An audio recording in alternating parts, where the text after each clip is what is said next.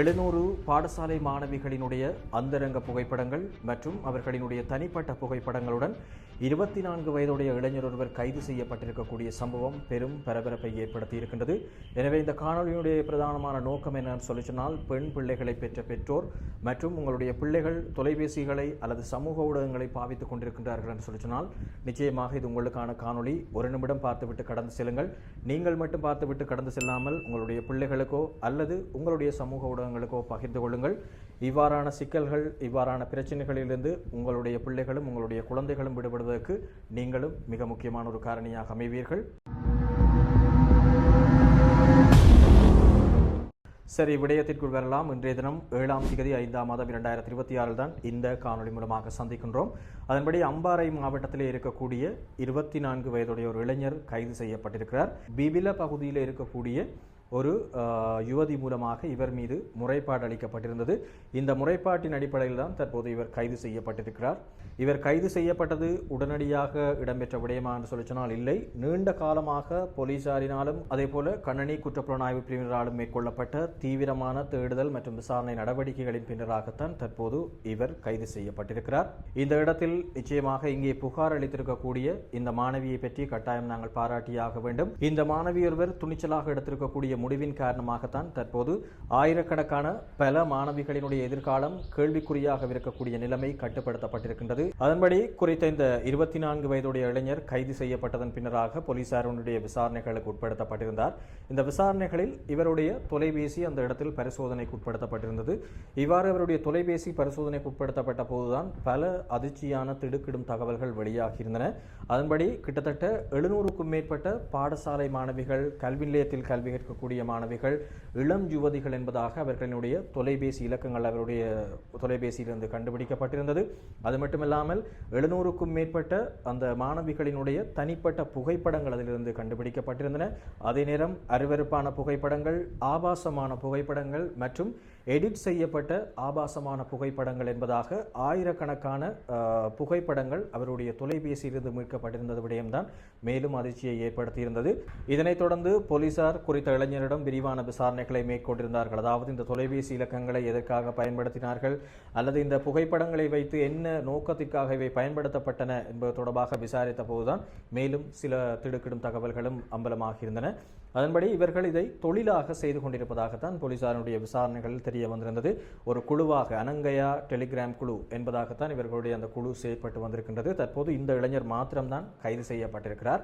இந்த சமூக ஊடகங்களில் இருக்கக்கூடிய இந்த மாணவிகளை அல்லது இந்த இளம் யுவதிகளை கவரும் முகமாக ஒரு சித்து விளையாட்டு மூலமாகத்தான் இவர்கள் இந்த ஒரு தொழிலை மேற்கொண்டு வந்திருக்கின்றனர். அதில் அவர்கள் இந்த சமூக ஊடகங்களில் விசேடமாக ஃபேஸ்புக்காக இருக்கட்டும் சரி, அல்லது இன்ஸ்டாகிராமாக இருக்கட்டும் சரி, அல்லது வாட்ஸ்அப்பாக இருக்கட்டும் சரி, அல்லது டெலிகிராமாக இருக்கட்டும் சரி, இவ்வாறான சமூக ஊடகங்களில் ஆக்டிவாக இருக்கக்கூடிய அந்த பெண் பிள்ளைகள், மாணவிகளை தங்களுடைய இலக்காக எடுத்துக்கொள்கிறார்கள். அவர்களை இலக்கு வைத்ததாகத்தான் இந்த விடயங்களை காய் நகர்த்துகிறார்கள். அதாவது அவர்களை தேடி இவர்கள் மெசேஜ் செய்கிறார்கள், அவர்களுக்கு விருப்பமான விடயங்களை செய்கிறார்கள். ஏதோ ஒரு வகையில் அவர்களுடைய கவனங்களை திசை திருப்பி தங்களுக்குள் ஈர்த்து ஆரம்பத்தில் நட்பாக அந்த சமூக ஊடகங்கள் வாயிலாக பழகிக் கொள்கிறார்கள். பின்னர் குறிப்பிட்ட நாட்கள், குறிப்பிட்ட மாதமோ அல்லது நாட்களுக்கு பிறகு அவர்கள் நெருங்கி பழகியதன் பிற்பாடாக அவர்களுடன் புகைப்படங்களை பகிர்ந்து கொள்கிறார்கள். அதாவது அவர்களினுடைய புகைப்படங்களை இவர்கள் பெற்றுக்கொள்கிறார்கள், இவர்களும் தங்களுடைய புகைப்படங்களை பகிர்ந்து கொள்கிறார்கள்.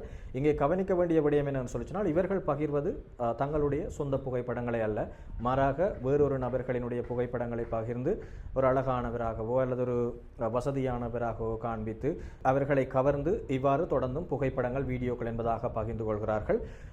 ஆரம்பத்தில் அவர்கள், அதாவது அந்த பெண்கள் அல்லது மாணவிகள் இவ்வாறு புகைப்படங்களை பகிர்ந்து கொண்டதன் பின்னராக அந்த புகைப்படங்களை இவர்கள் எடிட் செய்கிறார்கள். எவ்வாறு எடிட் செய்கிறார்கள் சொல்லி சொன்னால், இந்த ஏஐ தொழில்நுட்பத்தை பயன்படுத்தி நிர்வாணமான முறையில், ஆபாசமான முறையில் அல்லது அரைகுறை ஆடைகளுடனாக அவர்களினுடைய தலை, முகத்தை பயன்படுத்தி அந்த போட்டோக்களை எடிட் செய்கிறார்கள். இந்த புகைப்படங்களை பார்க்கும்போது நீங்களே அதிர்ந்து விடுவீர்கள். காரணம், இந்த ஏஐ தொழில்நுட்பத்தின் மூலமாக அந்த புகைப்படங்கள் உங்களை போன்றதாகவே 100% ஒத்ததாகவே இருக்கும்.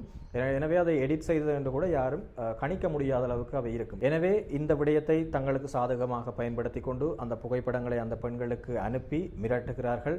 உண்மையாகவே அவர்களுடைய ஆபாச படங்களை அனுப்புமாறு மிரட்டுகிறார்கள். அது மட்டுமல்லாமல் தங்களுடைய ஆசைகளுக்கு ஏற்றவாறு அவர்களை நடத்துகின்றார்கள். இதைவிட மிக முக்கியமான விடயம் என்னன்னு சொல்லிச்சுனால், இதை தாண்டியதாக இதை இவர்கள் பணம் சம்பாதிக்கும் ஒரு தொழிலாக மேற்கொண்டிருக்கிறார்கள் என்பதுதான் மிக முக்கியமான ஒரு அதிர்ச்சி சம்பவமும் கூட. அதாவது அந்த புகைப்படங்களை அவர்களுக்கு அனுப்பிவிட்டு மிரட்டுவது, எங்களுக்கு இவ்வளவு தொகை பணத்தை நீங்கள் செலுத்த வேண்டும், பணத்தை செலுத்தாத பட்சத்தில் இவற்றை சமூக ஊடகங்களுக்கு பகிர்ந்து கொள்வோம் அல்லது உங்களுடைய வீட்டாருக்கு பகிர்ந்து கொள்வோம் என்பதாக அவர்களை மிரட்டி இவ்வாறான செயற்பாடுகளில் ஈடுபடுவதை வழக்கமாக கொண்ட ஒரு குழுவாகத்தான் இவர்கள் அடையாளம் காணப்பட்டிருந்தார்கள். யோசித்து பாருங்கள், கிட்டத்தட்ட 700க்கும் மேற்பட்ட பெண்களை இவர்கள் இலக்கு வைத்து இவ்வாறான செயற்பாடுகளை அரங்கேற்றி இருக்கின்றார்கள் என்பதுதான் மிக முக்கியமான விடயம்.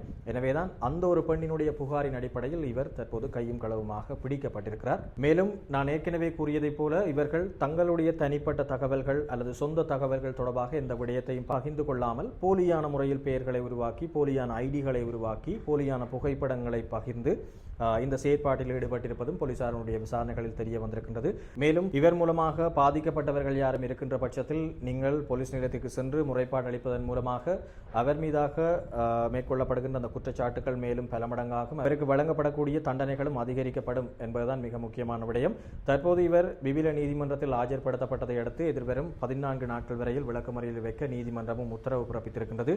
மேலும் இவர் தொடர்பில் இவரோடு இணைந்ததாக யார் யார் இந்த குற்றச்செயல்களில் ஈடுபட்டார்கள் என்பது தொடர்பில் மற்ற நபர்களையும் கைது செய்வதற்கான நடவடிக்கைகளை கணனி குற்றப்புலன் ஆய்வு பிரிவினர் விசாரணைகளையும் தீவிரப்படுத்தி இருக்கிறார்கள். எனவே பொறுத்திருந்துதான் பார்க்க வேண்டும் இந்த அனங்கயா டெலிகிராம் குழுவில் இன்னும் எத்தனை பேர் இருக்கின்றார்கள், எத்தனை பேர் இவ்வாறு செயற்பட்டுக் கொண்டிருக்கின்றார்கள் என்பது தொடர்பில்.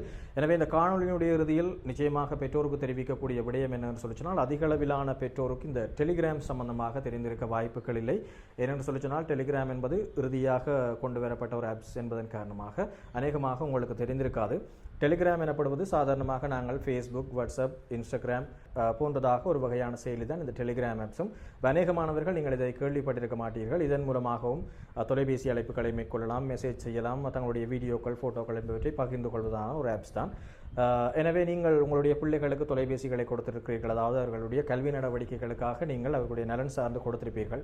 ஆனால் அவர்களை அறியாமலேயே இவ்வாறான சில குழுக்கள் மூலமாக அவர்கள் இந்த பிரச்சனைகளில் தங்களை அறியாமல் செல்வதற்கான வாய்ப்புகள் அதிகமாக இடம்பெறும். கிட்டத்தட்ட 700க்கும் மேற்பட்ட மாணவிகள் இந்த ஒரு தனிநபரால் பாதிக்கப்பட்டிருக்கிறார்கள் சொல்லி சொன்னால் யோசித்து பாருங்கள் எவ்வளவு தூரத்திற்கு இறங்கி இவர்கள் செயற்பட்டிருப்பார்கள் என்று. எனவே பெற்றோர்கள் சற்று இந்த விடயங்கள் தொடர்பில் விழிப்புணர்வோடு இருங்கள். உங்களுடைய பிள்ளைகளுக்கு தொலைபேசிகளை கொடுத்திருக்கிறீர்கள் என்று சொல்லி சொன்னால் அடிக்கடி பரிசோதித்துக் கொள்ளுங்கள். அவர்கள் என்ன செய்கிறார்கள், யாருடன் பேசுகிறார்கள், எங்கு அதிகமான நேரங்களை செலவிடுகிறார்கள் என்பது தொடர்பில் விழிப்புணர்வுடன் செயற்பட்டுக் கொள்ளுங்கள்.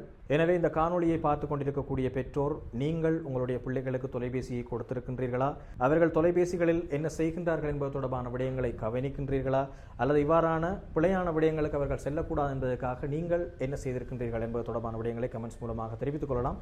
பார்க்கக்கூடிய ஏனையவர்களும் அதன் மூலமாக பயன்பெறக்கூடியதாக இருக்கும். முடிந்தளவு நீங்கள் மட்டும் பார்த்துவிட்டு கடந்து செல்லாமல் உங்களுடைய சமூக ஊடகங்களுக்கும் பகிர்ந்து கொள்ளுங்கள். நன்றி உறவுகளே.